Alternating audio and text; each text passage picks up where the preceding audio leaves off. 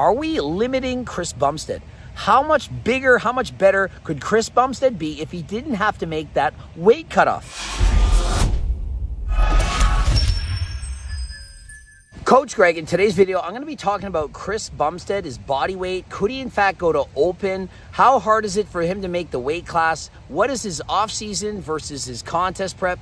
And is it actually true that he hardly takes any supplements? Could he in fact put on 20 pounds of muscle like Derek Lunsford if he wanted to? Where would your physique be, you think, if you didn't have a cap to it? And so yes, where would your physique be if he didn't have a cap? Are we limiting Chris Bumstead? How much bigger, how much better could Chris Bumstead be if he didn't have to make that weight cutoff? My whole year is just planned professionally. You got a weight cap, you don't want to go too high above it, so do that perfectly. And I mean, it's a struggle to get down there every year, but it's a struggle to get in shape, period. And so Chris states that although it's hard to get down to the weight class, the hard part really is to get the conditioning, to diet down to perhaps under 4% body fat, that is the hard part. He states he was 241 on stage, but yet never went under 240 the entire prep. In his off season, he gains only a maximum of 20 pounds. Rather than blowing up and, for example, pushing food, pushing supplements, trying to over bulk in the off season, he stays very lean. And so imagine, he's only at maximum 20 pounds away from his weight class. Larry Wheels, on the other hand, he gains more than 20 pounds in the first day after making weight. And so everyone is different. And so Chris Bumstead, he's playing it smart. And so because the weight cap is 242 pounds and because of his health, he chooses not to put on too much muscle. If Chris wanted to, and I guarantee he could if he wanted to, he could become way bigger. Many people are aware that you can dehydrate your body, you can cut water, and you can weigh in below a certain amount. For example, for him, he has to weigh in at 242. He could then eat, carb up, and very easily come in at 245, perhaps even a little more. But he chooses not to. He doesn't need to. Why would he want to?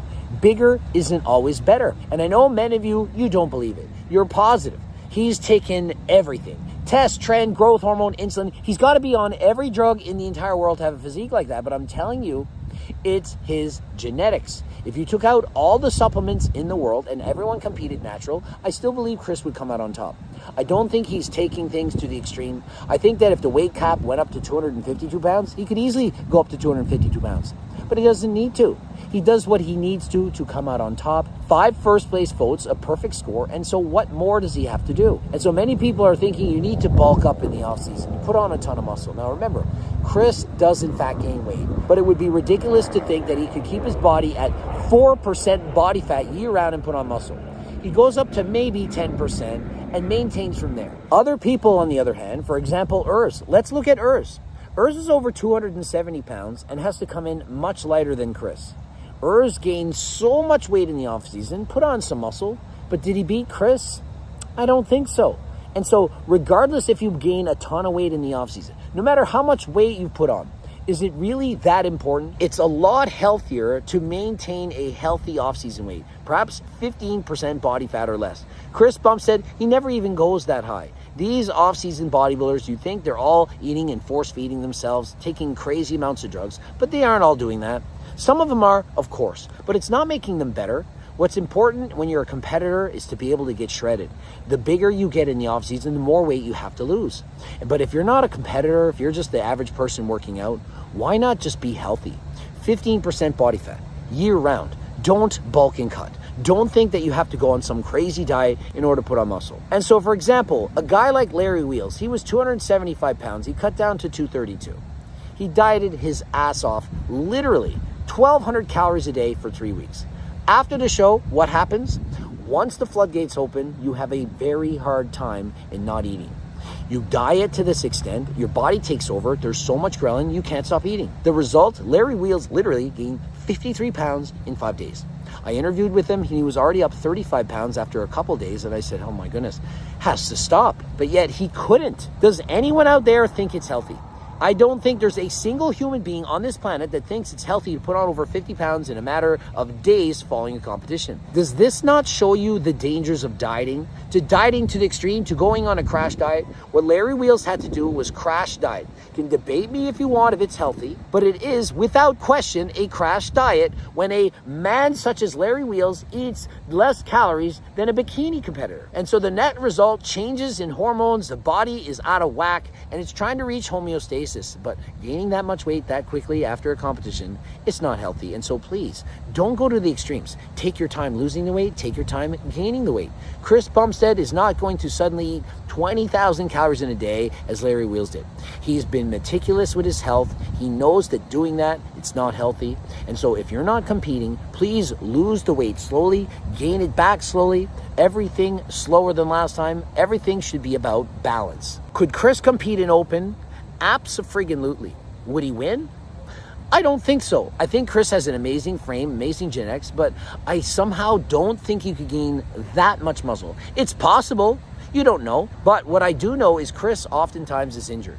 And if he were to take more supplements and get even stronger, which of course he would, do you not think that would lead to even more injuries? And so the fact that nearly every year Chris suffers an injury, do you really think he would want to risk that? To double or triple his doses to get that much bigger and stronger? When you're on performance enhancing drugs, the chances of you getting injured, they go up astronomically. Your tendons, ligaments, they can't keep up with that growth in size, muscles, strength, and so eventually something gets hurt. Chris already is getting hurt. And remember, he states he's not pushing all those supplements. And so he had a goal to try open class bodybuilding, put on 20 pounds of muscle. He would get stronger, increase his risk of injury. And so for me, it would be ridiculous. Of course, we want to see him do open. Of course, you'd want to see him challenge Derek, Hattie, Samson. But that is us being selfish. If we want what's best for Chris, we don't want him to put on all that muscle. We don't want him to have to abuse even more so performance-enhancing drugs. And for the most part, the height, weight restrictions in men's classic physique are so high that the majority of competitors are not even at the limit. Ramon Dino even, 5 pounds under the limit. He's still 5 pounds under. The majority of these guys cannot get that big. I already think the weight cat limits are too high. I would prefer to see much smaller athletes who don't have to abuse all these performance enhancing drugs to get to that level. And considering the amateur classes are 10 pounds smaller than the pros, I see no reason why we need to add 10 pounds after turning pro. We'd rather see them keep the same look. If you can turn pro as an amateur, you should have enough muscle to do well as a pro. They shouldn't say, oh, you turn pro, now you're 10 pounds too small. Now you have to put on more muscle. Why is that the case? Remember, if you want to get Harder Than Last Time supplements, click the link in the description. Also have the Harder Than Last Time clothing line. For example, the tank top I'm wearing right now. Cookbooks, training books, coaching plans by me and my team. The Circle diet book, how to lose weight and keep it off for the rest of your life. And also free diet and training program. Just click on the website. If you don't have any money, that's all good. We still have plenty of things to offer. Subscribe, click that bell button, comment to boost the algorithm. The Olympia experience is done. However, I do have several videos left to make over here. I'm still in Orlando. It's been mind-blowing meeting so many people, walking on the street, at the venue, everywhere. Can't believe the positivity, the support. All of you are amazing. Watch those 2 bloops, subscribe, click the bell button, comment to boost the algorithm, like the video if you liked it. And until next time, I am out.